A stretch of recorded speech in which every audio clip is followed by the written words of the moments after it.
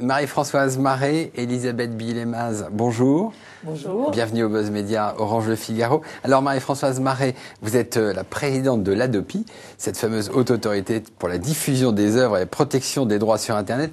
On connaît pas bien quand c'est allongé comme ça. Et vous, Elisabeth Billé-Maz, vous êtes directrice générale de l'agence H. Pourquoi est-ce que vous êtes réunies ici toutes les deux? Parce que le 13 juin, l'Hadopi va lancer sa grande campagne de communication, TV, radio, presse, Internet, même cinéma.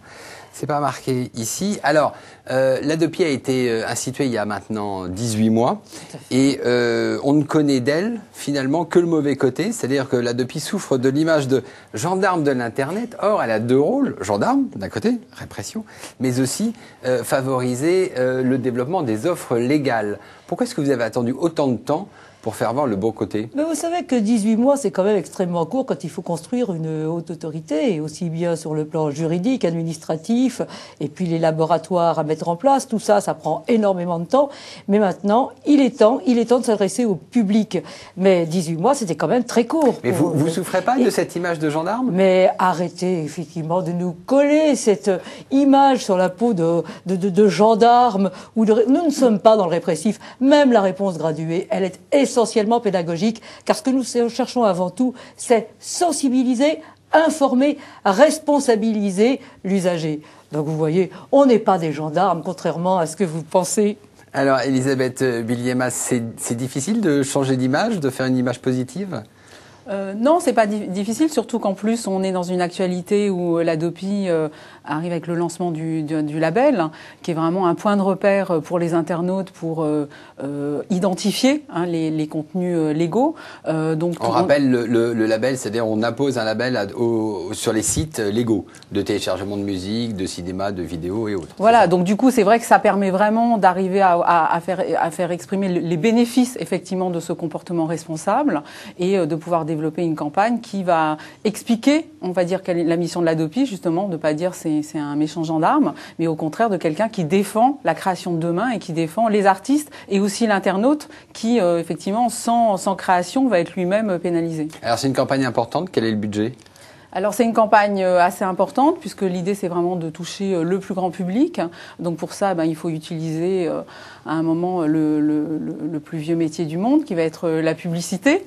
Et oui, on fait de la publicité et on va essayer de rendre public dans la cité ce message au plus grand nombre. Et vous donc pour ça, à qui, aux jeunes qui téléchargent ou à toute la famille ? Alors ça va être toute la famille, mais bien évidemment avec un cœur de cible qui sont les jeunes. Donc du coup effectivement, on va être présent cinéma, affichage, télé, internet de manière très puissante et avec un ton surtout qui est en adéquation avec, on l'espère, avec un public jeune. D'accord. Alors, Marie-Françoise Maret, vous avez publié les premières études d'impact de l'Hadopi après les premiers mails d'avertissement qui avaient été lancés. Alors, on voit 72% des, on va appeler les internautes indélicats, des pirates, ont réduit ou voire même totalement arrêté de pirater des contenus.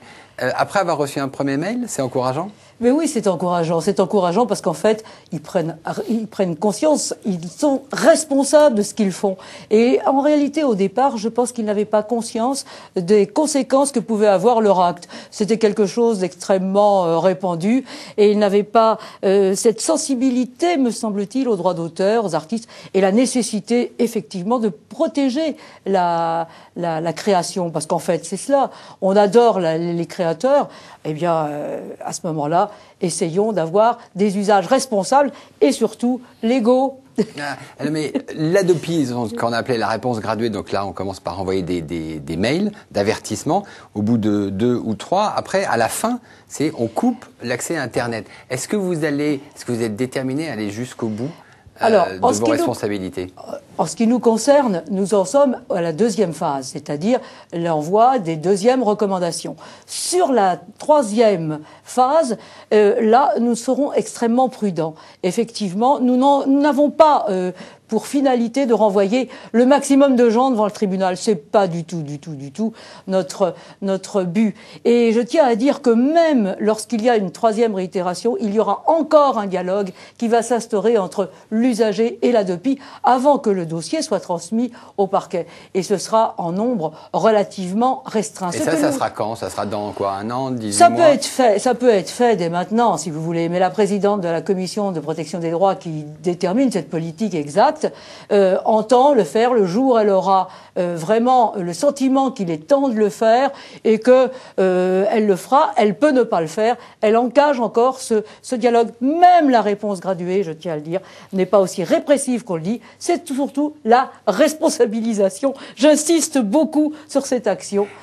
Alors, on rentre en année électorale et on voit que l'ADOPI devient au centre de la campagne, puisque François Hollande vient de le dire. S'il était élu, il supprimerait l'ADOPI. Un peu plus tôt, Nicolas Sarkozy, quand il a inauguré le Centre national numérique, avait dit qu'il fallait peut-être revoir la loi ADOPI.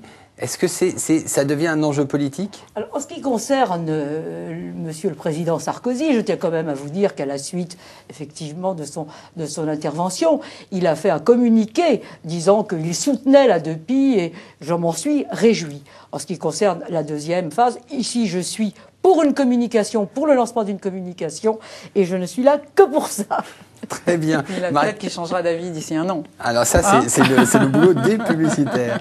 Marie-Françoise Maret et Elisabeth Bélier-Maz, merci. Et nous nous retrouvons demain pour un nouvel invité. Merci. Je vous remercie. Merci.